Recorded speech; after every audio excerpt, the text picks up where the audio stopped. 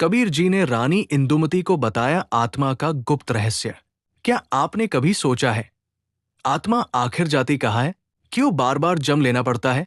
और कबीर जी ने रानी इंदुमती को कौन सा रहस्य बताया था जो सुनकर वो रो पड़ी?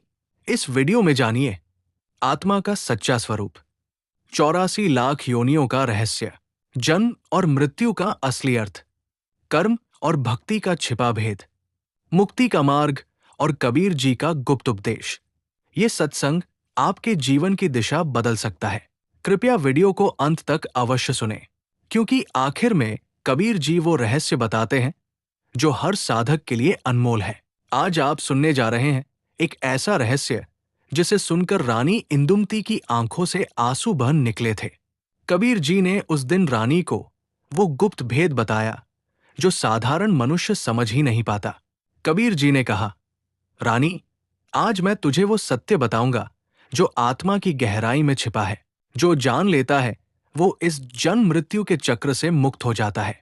इसलिए सत्संग को अंत तक अवश्य सुनिए, क्योंकि अंत में कबीर जी ने बताया है कौन सा एक कर्म मनुष्य को मुक्ति दिला देता है।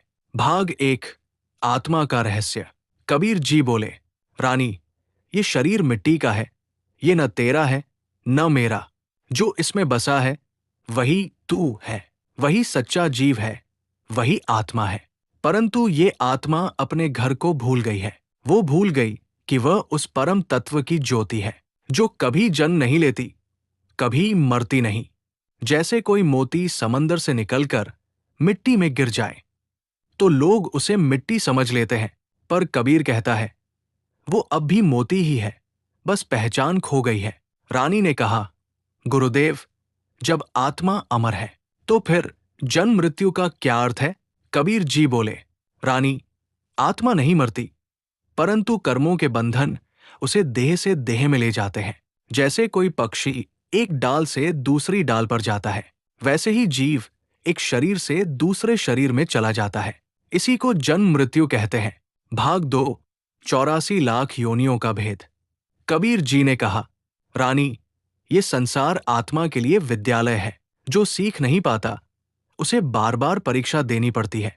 कभी वो पशु बनता है, कभी पक्षी, कभी कीट, कभी मनुष्य। कुल 84 लाख योनियां हैं जिनमें आत्मा कर्म के अनुसार घूमती रहती है। जब आत्मा मनुष्य रूप में आती है तो उसे समझने का अवसर मिलता है, मैं कौन हूं, मुझे कहाँ जाना है। परंतु रानी, मनुष्य इस अवसर को व्यर्थ कर देता है। वो धन, पद और मोह में उलझ जाता है और फिर उसी जाल